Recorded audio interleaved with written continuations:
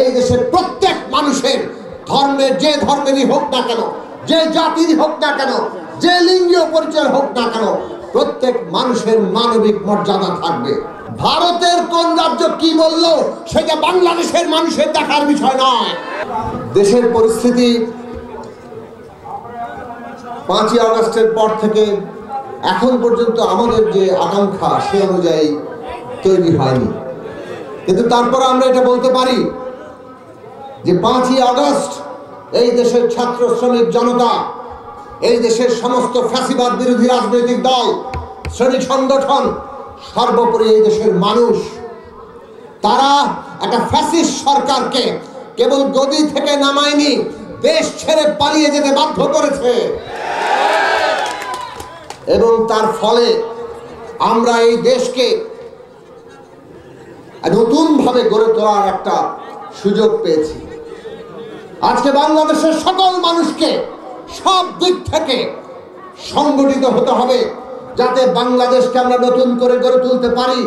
1971 সালে মুক্তিযুদ্ধের মধ্য দিয়ে বাংলাদেশের যে স্বপ্ন তৈরি হয়েছিল, এই দেশের সাম্য প্রতিষ্ঠা হবে, মানুষ সুযোগের সমতা থাকবে, এই দেশে মানুষের জন্য ন্যায় বিচার প্রতিষ্ঠা হবে, অর্থনীতির ক্ষেত্রে কিংবা আদালতে গিয়ে এই দেশের প্রত্যেক মানুষের ধর্মের, যে ধর্মেরই হোক না কেন, যে জাতির হোক না কেন, যে লিঙ্গীয় পরিচয় হোক না কেন, প্রত্যেক মানুষের মানবিক মর্যাদা থাকবে। সেই যে আশা আকাঙ্ক্ষা 53 বছর এটা প্রতিষ্ঠা হয়নি। একটু আগালে বেশিরভাগ ক্ষেত্রে পিছিয়ে গেছি এবং সর্বশেষ 15 বছরে বাংলাদেশকে মুক্তিযুদ্ধের উল্টোস্রোতে নিয়ে যাওয়া হয়েছে। আজকে 24 সালে আমাদের দেশের মানুষ আবার সেই আকাঙ্ক্ষাকে জাগিয়ে তুলেছেন। বাংলাদেশ হবে বৈষম্যহীন বাংলাদেশ, বাংলাদেশ হবে সমস্ত নাগরিকের মর্যাদার বাংলাদেশ। এই বাংলাদেশ কারো কাছে মাথা নত করবে না। আমরা দেখেছি শেখ হাসিনার ফ্যাসিস্ট সরকার কেবল গদি টিকিয়ে রাখার জন্য, কেবলমাত্র নিজের গদির স্বার্থে দেশের স্বার্থ, দেশের মানুষের স্বার্থ, দেশের মর্যাদা কিভাবে বিকিয়ে দিয়েছেন, যার ফলে এই যে আজকে আমরা তিস্তার পানির ন্যায্য হিস্সা আমরা পাই নাই। ভারত একতরফাভাবে পানি প্রত্যাহার করছে। আন্তর্জাতিকভাবে আইন আছে যে অভিন্ন নদী, মানে একটা নদীর পারে যে সমস্ত দেশ আছে, অববাহিকায় যত দেশ আছে, সেই নদীর উপরে সকল দেশের অধিকার সমান, কারো অধিকার কারো চাইতে কম বেশি না। ফলে ভারত উজানে আছে বলে তিস্তার উপরে তাদের অধিকার বেশি, এটা মোটেই সত্য না, আন্তর্জাতিক আইন অনুযায়ী সঠিক নয়। কিন্তু আমরা দেখলাম ভারত আন্তর্জাতিক আইন লঙ্ঘন করে ওই যে তিস্তা নদী, যেটা উৎপত্তি স্থল থেকে সিকিমের ভিতর দিয়ে হয়ে এসছে, সেইখানে অসংখ্য বাঁধ দিয়ে পানি প্রত্যাহার করছে। তারপরে যখন পশ্চিম বাংলায় ঢুকেছে, ওনারা আবার গজলডোবায় আবার বাঁধ দিয়েছেন, সেইখান থেকে পানি প্রত্যাহার করছে। পশ্চিম বাংলাদেশে সিকিমকে, আর পশ্চিম বাংলা ভারত যখন তিস্তা নিয়ে বাংলাদেশের সাথে পানির বা ন্যায্য হিস্সা নিয়ে বসে, তখন পশ্চিম বাংলা আবার ভারতের উপর, কেন্দ্রীয় সরকারের উপর চাপ সৃষ্টি করে।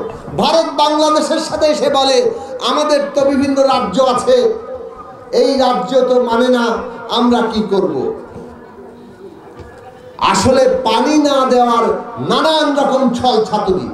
ভারতের কোন রাজ্য কি বলল সেটা বাংলাদেশের মানুষের দেখার বিষয় নয়। ভারত একটা দেশ, তাদের অভ্যন্তরীণ সমস্যা তারা মেটাবে। এই যে আন্তর্জাতিক আইন লঙ্ঘন করে পানি প্রত্যাহার করেছেন গজলডোবা পর্যন্ত, তারপরে চুক্তির কথা বলে, এবং শেখ হাসিনা সেই চুক্তি করার জন্য দৌড়াদৌড়ি করেছে, সেটাও পারে নাই। গজলডোবার পরে পানির ভাগ বাটারা, যেখানে পানি আর নাই, ওটা নালায় পরিণত হয়েছে। গজল ডোবার পরে যতটুকু পানি আছে ওই পানি নিয়ে কোনো চুক্তি করার দরকার নাই, কারণ ওখানে কোনো পানি আসে না। ওরা পানি দিতে না দিতে যার ফলাফল হয়েছে, নদীর তলদেশ, নদীর বুক উঁচু হয়ে যাচ্ছে। ফলে বর্ষাকালে যখন পানি ছাড়ে তখন আমাদের এখানে স্বাভাবিক বন্যা অস্বাভাবিক বন্যায় রূপ নেয়। একবার পানিতে শুকিয়ে মারে, আরেকবার পানিতে ডুবিয়ে মারে। এই হচ্ছে ভারতের নীতি। শেখ হাসিনার নতজানু সরকার, তারা ভারতের প্রতি নতজানু থেকে নিজের গদি রক্ষা করতে চেয়েছে। জুলাই আগস্টের গণঅভ্যুত্থান শেখ হাসিনাকে বিদায় করে দিয়ে বাংলাদেশ থেকে ওই নতজানু পররাষ্ট্রনীতি বিদায় করে দিয়েছে। বাংলাদেশকে আর পদানত অবস্থায় পাওয়া যাবে না। ভারতের শাসকদের আমরা পরিষ্কার করে বলি, যদি সুসম্পর্ক চান মর্যাদার ভিত্তিতে সম্পর্ক করতে হবে, এবং সেই মর্যাদার ভিত্তিতে সম্পর্কের গুরুত্বপূর্ণ জায়গা হচ্ছে নদীর পানির ন্যায্য হিস্সা বন্টন করতে হবে। প্রথমত, নদীর নিজের জন্য পানি দরকার। নদী বেঁচে থাকতে হলে নদীর একটা নিজস্ব পানি প্রবাহ আছে। এই নদীর উপরে খালি মানুষের অধিকার নয়, সাপ, ব্যাঙ, পশু পাখি, মাছ সকলের অধিকার আছে, সকল প্রাণের অধিকার আছে।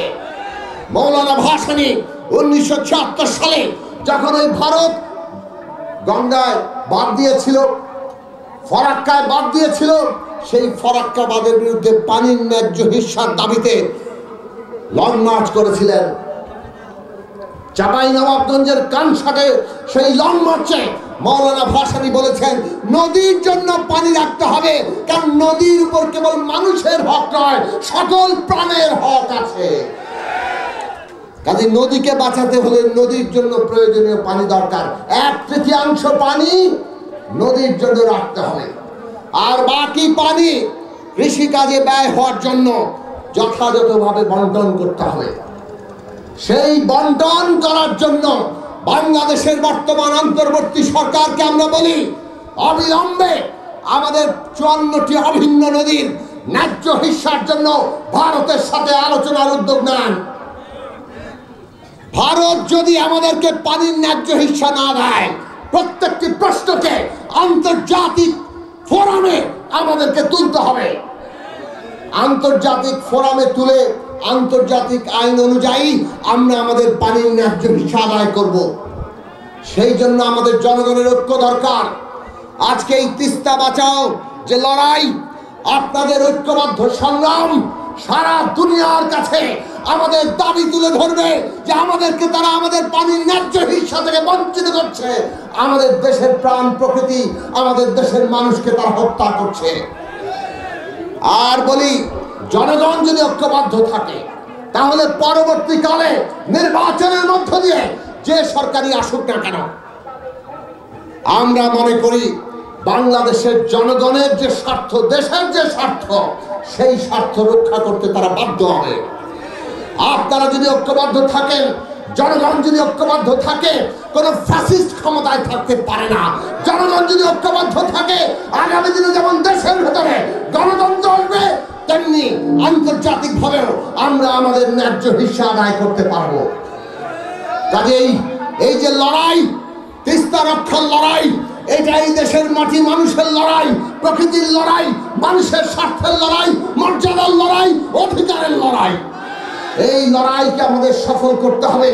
সেই জন্য ঐক্যবদ্ধ থাকুন, আরো জনগণকে ঐক্যবদ্ধ করুন এবং সমাজস্বরে আওয়াজ তুলুন।